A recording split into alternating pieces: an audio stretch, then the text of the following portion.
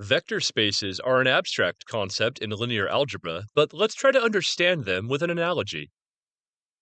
Say that our space is constituted by all the colors on the palette, every color that we can create. If we mix two colors together, we will end up with another color, meaning that we haven't left the color space. Also, if we pour more of the same color, we also continue with a color, so we are still in the color space. These two properties are called closure, and they are sufficient and necessary to define a vector space. Now, instead of colors, let's define a vector space, a generic one that we will represent by the letter O. If instead of colors we have vectors, what this means is that, number one, if we add two vectors, we have to end up with a vector in the same space. Number two, if we multiply a vector by a scalar, the result also has to be a vector of the same space. Perhaps this is still a little bit abstract, but let's check an example with a space that is familiar to us, the one of R2. This space contains all the vectors with two dimensions, which elements are real numbers. Okay, so for R2 to be a vector space, the two closure properties have to verify, meaning that if we pick two vectors from this same space and add them up, the result needs to be a vector from the same space. Let's see if this one verifies after all. If this first condition does not verify, we don't have to check anything else.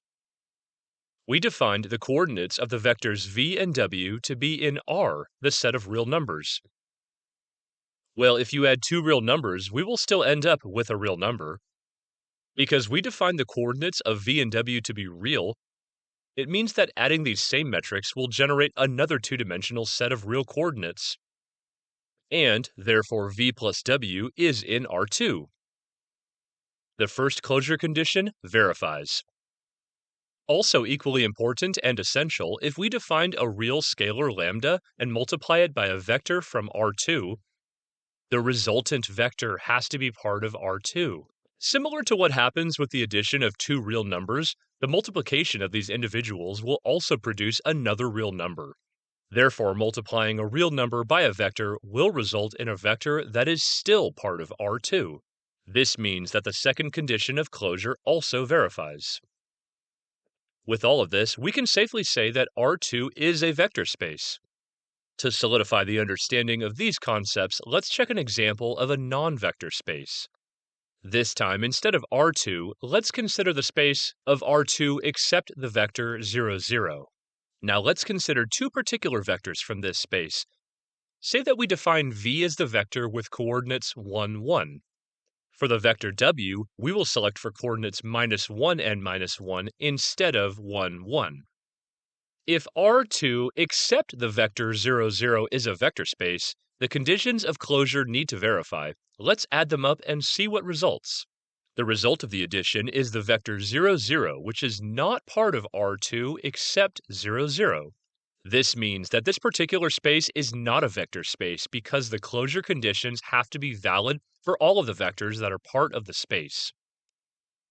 Lastly, before the end of the video, I will showcase a set of axioms that all verify if we are in a vector space. Is this crucial to know? Well, yes and no.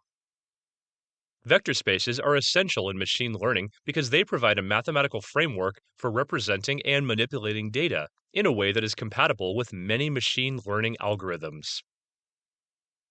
For example, linear transformations, a technique that is present in neural networks and we will also cover in this series of videos. You will probably not be worried about these axioms while training a neural network, but still, I believe that it is important to at least be aware of them. We learned about vector spaces and their properties of closure as well as their axioms.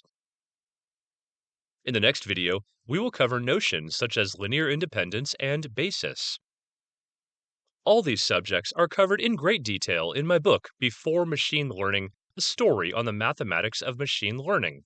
Check my website for a free sample.